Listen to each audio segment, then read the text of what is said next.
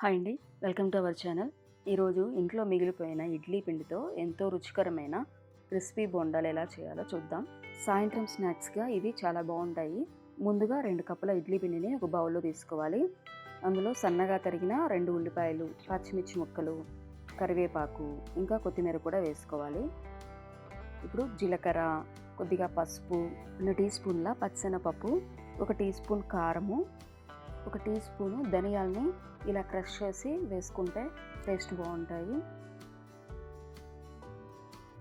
బోండాలు మరింత క్రిస్పీగా రావడానికి అరకప్పు బియ్యం పిండిని కూడా వేసుకుని కలుపుకోవాలి. ఇప్పుడు స్టవ్ మీద ఒక ప్యాన్ పెట్టి డీప్ ఫ్రైకి సరిపడా ఆయిల్ పోసి బాగా వేడి చేయాలి. నూనె వేడెక్కిన తర్వాత పిండిని చిన్న చిన్న బోండాల్లా తీసుకుని నూనెలో వేసుకోవాలి.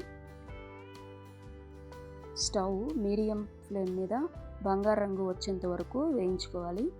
బోండాలు బయట క్రిస్పీగా లోపల సాఫ్ట్గా తయారవుతాయి. ఎంతో టేస్టీగా ఉండే ఇడ్లీ పిండి బోండాలు రెడీ అయ్యాయి. వీటిని కొబ్బరి పొడితో కానీ లేకపోతే మీకు ఇష్టమైన చట్నీతో కానీ తింటే చాలా రుచిగా ఉంటాయి. ఈ వీడియో కనుక మీకు నచ్చినట్లయితే లైక్, షేర్ చేసి సబ్స్క్రైబ్ చేయండి. Thank you for watching.